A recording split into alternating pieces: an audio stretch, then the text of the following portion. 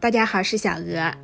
今天呢，分享一下我最拿手的红枣糕，无油无糖，香甜 Q 弹，真的超好吃，早餐天天吃都不腻。首先准备100克粘米粉，也叫做大米粉，再加入20克淀粉，什么淀粉都可以，加入120毫升纯牛奶，再搅拌成顺滑没有颗粒的糊状，最后的状态大概像做酸奶一样。再准备一把干红枣，用开水提前浸泡10分钟。浸泡过的红枣口感会更好，而且红枣会泡软，滤去掉枣核。我们准备一个酸奶吸管，先把红枣两头戳破，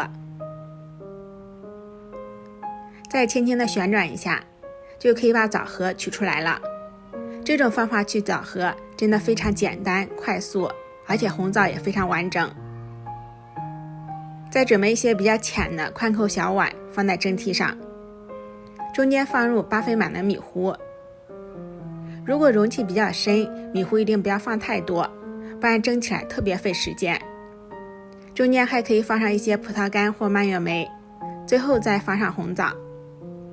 因为枣糕非常的小，2颗红枣的甜度就可以支撑起来整个枣糕的甜度，就不需要再加糖了。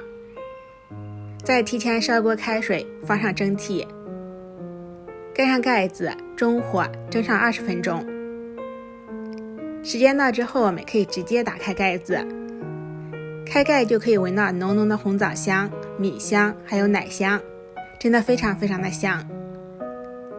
稍微冷却一下，我们再取一根牙签沿碗边划一圈，就可以把枣糕给挑出来了。枣糕非常的光滑，一点点都不会粘。